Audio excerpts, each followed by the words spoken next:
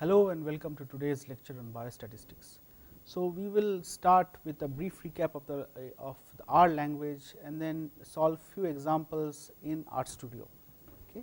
So just to revisit our discussion of what is R, it's a software environment for statistical computing and data analysis. So it's an open source package, it is freely available, it has command line interface. But since for many users using a command line interface may not be beneficial or easy to handle, there are open source softwares which provide a graphical user interface so that it is widely used. And the best part of R is can produce publication quality graphs with mathematical symbols. So it's an interpreted language. This is just a print screen of the R console. You see, it is just you can just enter things here, but and you have and R has been widely used by statisticians. It was actually developed at the University of Auckland and it is now widely used. It has a support base where people contribute to its further development, and it has met the performance benchmarks comparable to that of GNU Octave or MATLAB. So it is that is reason why it is used for statistical analysis of big data as well as in business analytics. So you can download R from this rproject.org, rproject.org, and you can, depending on the software interface, whether Windows, Unix or Mac OS, you can download the appropriate file and install it. And so because it is a command line interface, so people have developed softwares based on R which have a GUI interface, and RStudio is one such of them. And in R, this is just a print screen of how RStudio looks. This is the command window where we type in numbers or whatever we need to do. This is the workspace which stores all the data that we generate, and here you are provided additional information on how to use it or what something means. Okay. So this is just an example of how I can create a vector in R, and so let us directly go to RStudio and see, rerun all these examples so that your idea is rechristened. Okay. So this was an example I had done earlier, but let me just see. So in order to generate a vector, so you can do all basic computation. I can write AA equal to 1, BB equal to 2. I can write AA power BB, so I can get these answers, BB power BB, okay, exponential of BB, so on and so forth. So and what you see is, if I drag this down, all these numbers that we are putting in are getting stored here. Okay, in terms of value, it has stored the value of AA, stored the value of BB, BC, whatever. Okay, so you can do the basic arithmetic. You can have, so sine of 30, as I pointed out yesterday, you have to write by pi by 180. So in order to convert it into radians, and only then will you get the value. Okay, so this is how you get 0.5. If you do sine of 30, you will get some other value. So remember that we have to convert every degree into a radian in order to use the sine, cos, tan functions. You can do a sine or sine inverse. Let's say we can do a sine of half, and you get the value of 0.523, which is nothing but this particular value.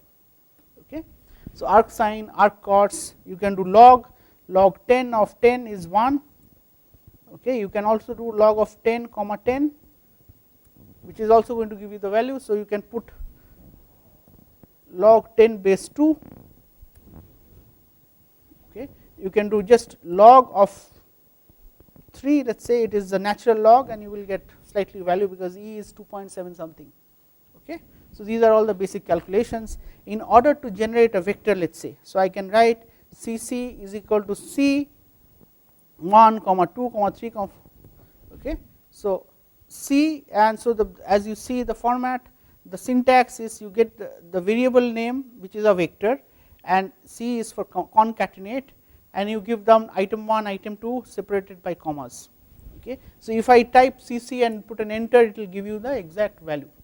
So this is how you create vectors. You can do elementary vector operations, like let's say you can do, so let's say CC is this, let's say you define BB as C of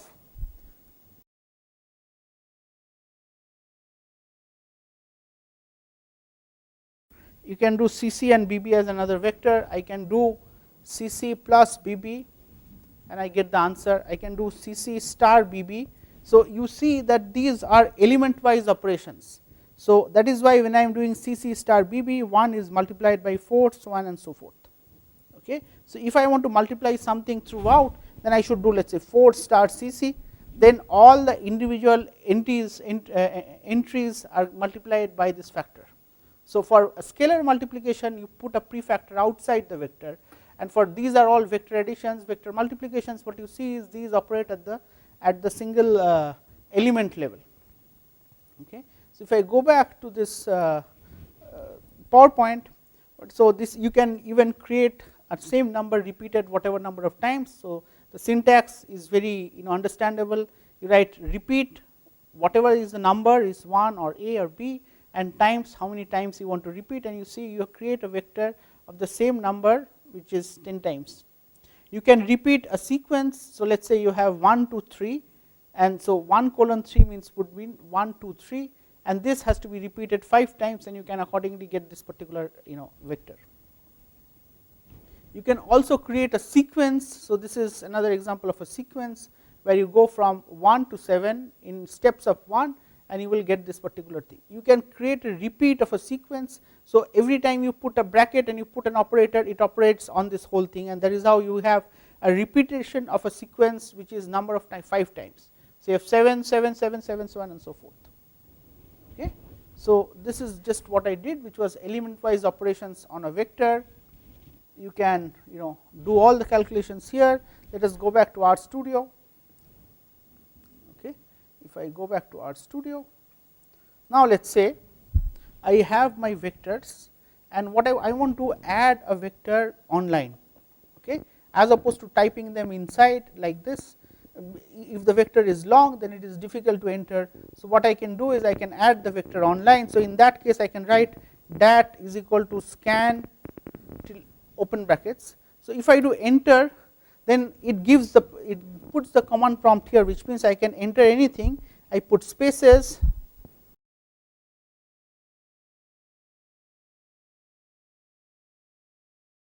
if I put enter, it again gives me the option of adding many more numbers. So you see the number 13 is written here because I have already made 12 entries. So this is the 13th entry. So it begins with 1, which is this entry. Okay.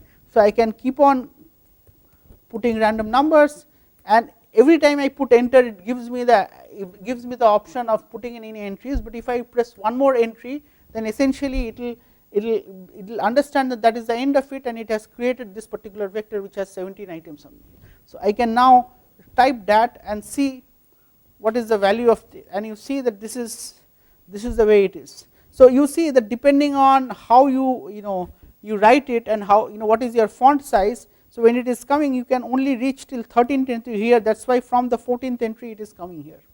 Okay. So in order to know the length of the vector, I can use this length of dat.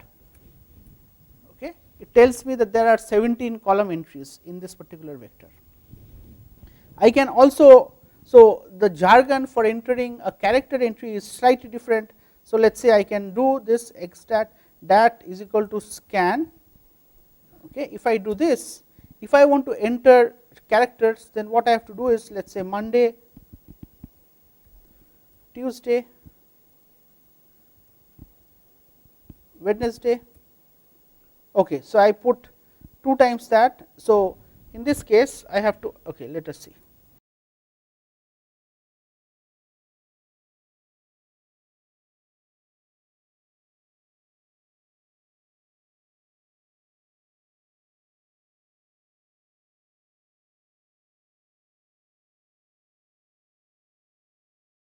Okay, I think I have to write dat is equal to scan what equal to char.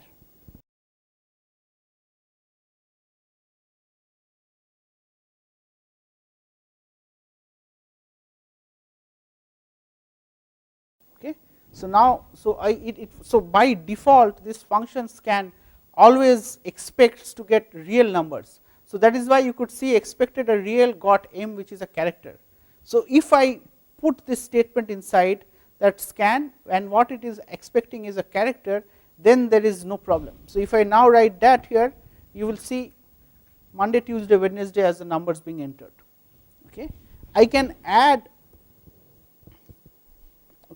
So, I can add, so let us say if I have x x equal to C of, okay, I can write I can add elements to x x by writing C of x x comma 6. Okay. If I write x x now, you see it has added. So, it is possible to add numbers into a particular vector, and as before, as I had shown you before, we can even put, so the order of the x x does not matter. I could have well written C of 6 7 8 comma x x, in that the vector range would have been changed. Okay. So, if I go back to the presentation, so the next thing, so of course, these are still numbers which I can enter and I can keep on entering on screen, but if you have a big file, then this function does not work. You have to use what is called, you can import data using various ways. Okay. So, this is an example where you can import data using CSV format.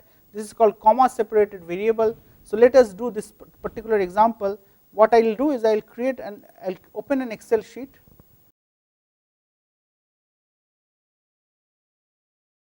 and let us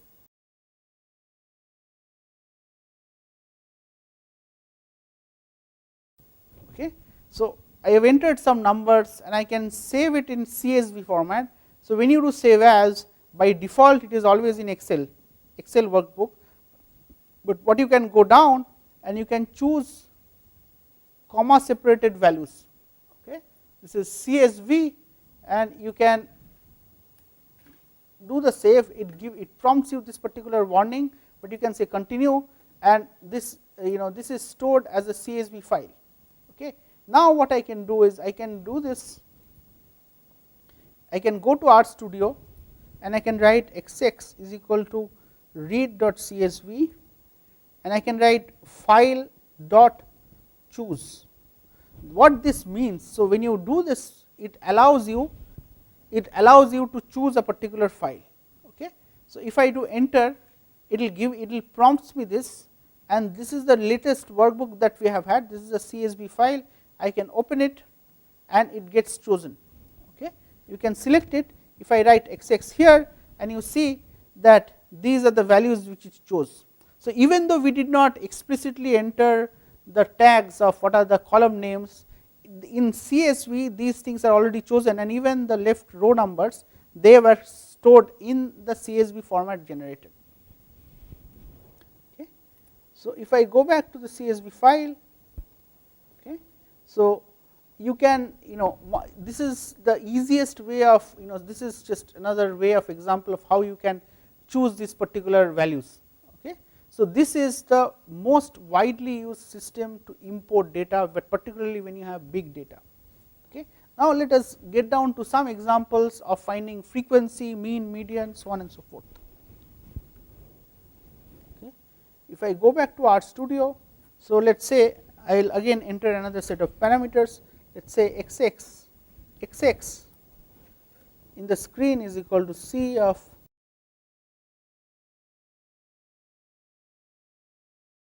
I have entered this random array.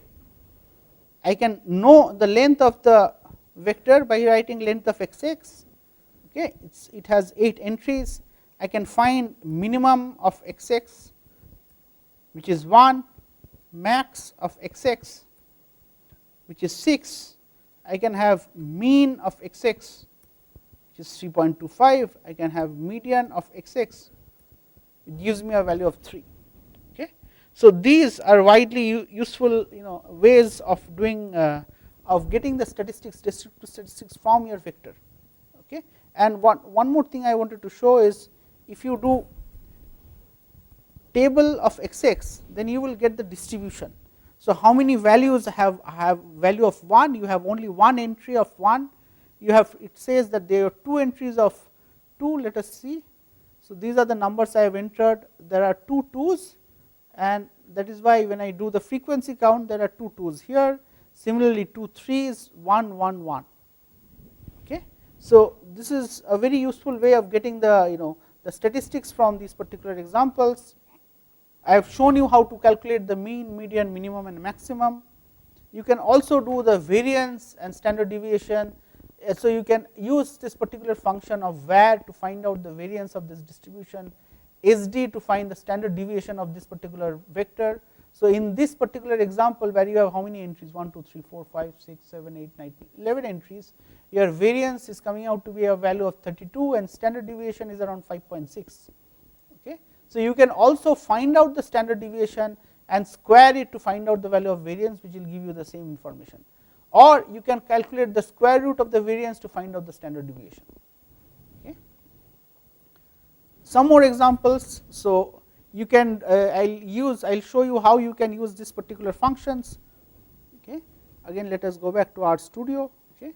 So let's say I want to sort xx. So let us write a a longer value, longer vector.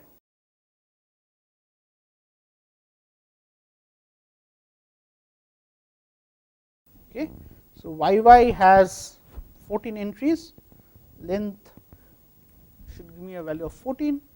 So let us, so I already know the information, I can use these earlier values to find out this, but what I can also do is I can do sort of yy. Okay. And then you see that it is being sorted in ascending order. If you wanted to sort the same same vector in reducing order, the other way around, so you can write sort yy comma decreasing equal to true. So in this case you have the reverse order from the topmost number to the lowest number. Okay.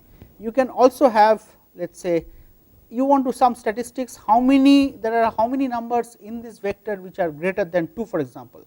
So I can write xx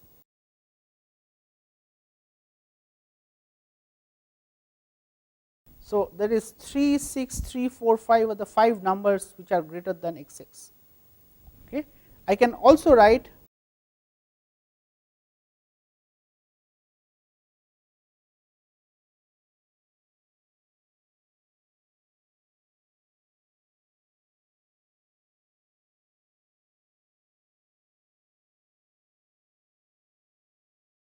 so I can ask at which position is xx equal to 5, it is returning me a value of 8.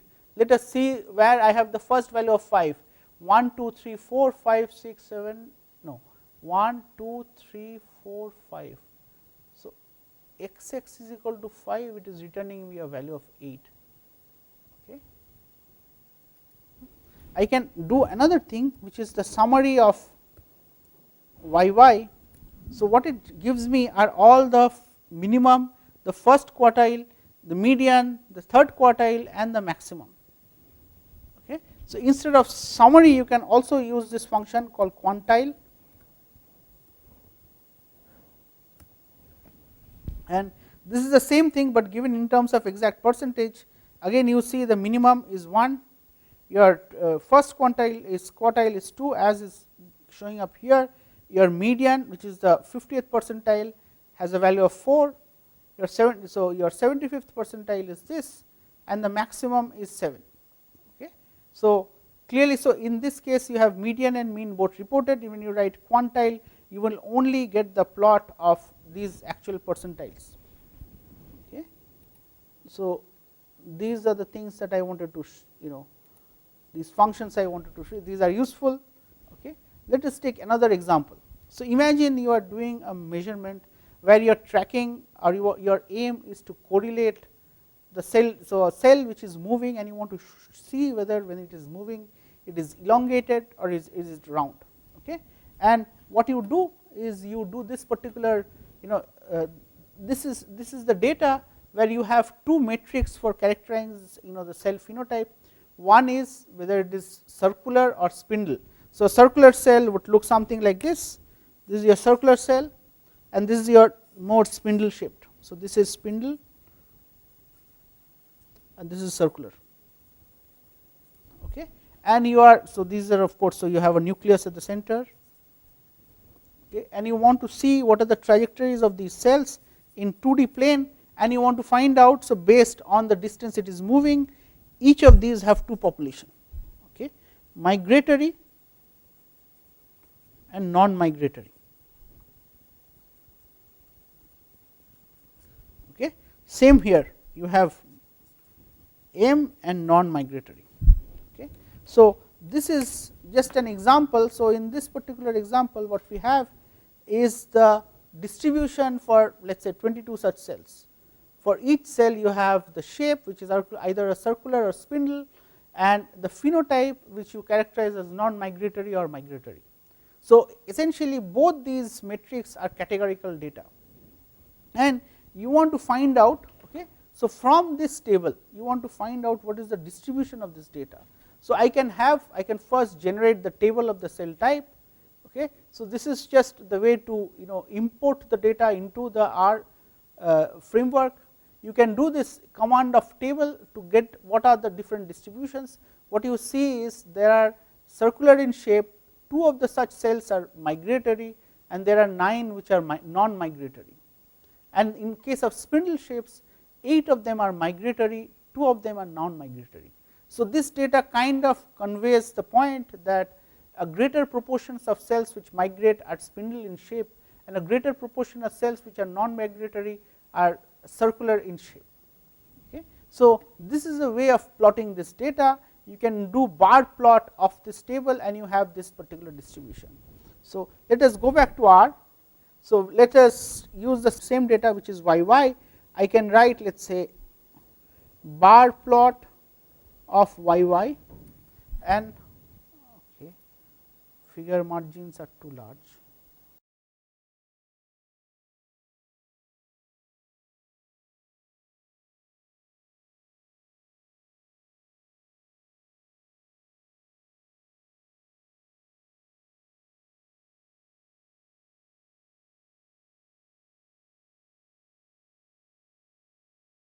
So, this is perhaps not coming here, I do not understand, but you can also do histogram of YY.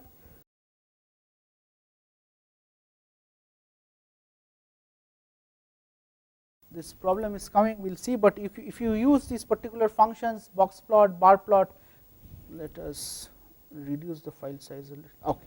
Now, you see. Okay. So, it was coming like this because this required a certain amount of space.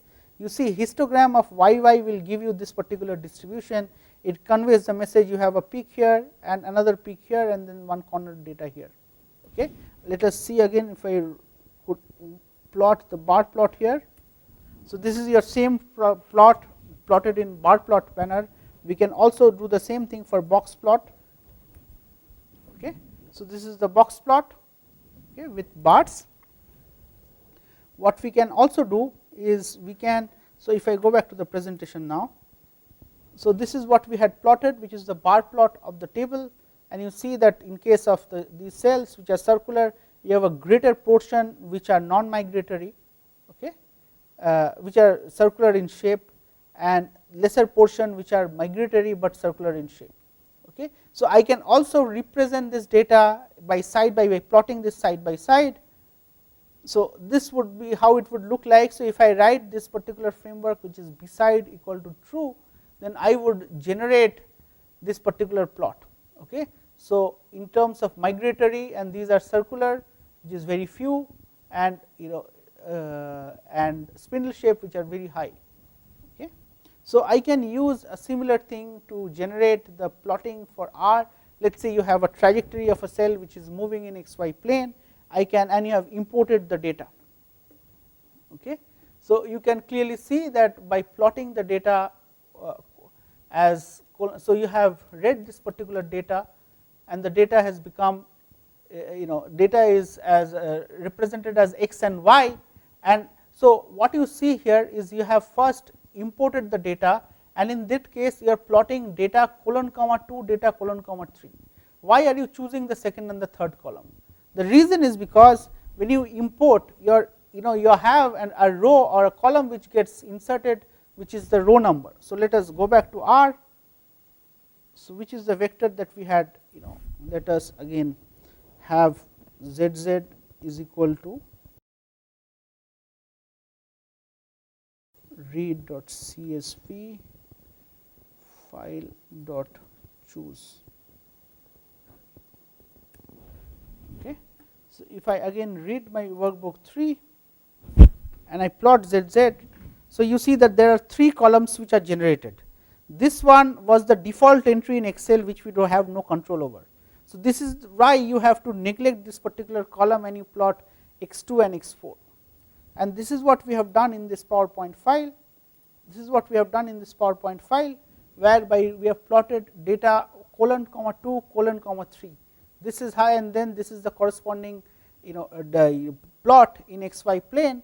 I can also, what I can do is I can give a title to this particular plot, which is migration trajectory, which appears here. I can set my limits. So, x lab, so I can set my labels. So, x lab is x coordinate, y lab is y coordinate, you can enter here. You can, what you can also do is you can change with the play with the color of this particular trajectory. What you see here is cull equal to red, means essentially we are resetting this trajectory color to red. And the last is you can also put x lim. X lim is for limit. So, if you want to probe it within the certain domain, you want to plot it within a certain range, you can have control over x range and y range. With that, I think you have gotten a good enough handle of how to do this. Okay. So, we would stop here. I would just go back to let me go back to this particular slide. Let me just go back to RStudio once more. So, you can have these particular plots. Let us, so we had plotted histogram of yy, you can plot it in histogram version. Okay. So, if you write histogram of yy comma frequency equal to false, what it does, it actually converts this data as density or relative frequency, and you, instead of absolute values, you will get a range. Okay. So, here itself, for example, in terms of yy, I can write other values, I can change the color of this, and so on and so forth. With that, I hope you have been convinced of the power of this R software, which is open source. You can freely download it, install it, and use it for your own purposes. Particularly when you are handling, you should get into the habit of calculating standard deviation, mean, and all these descriptive statistics, even of generating these plots in R. Okay. With that, I thank you for your attention, and we will meet again in next class.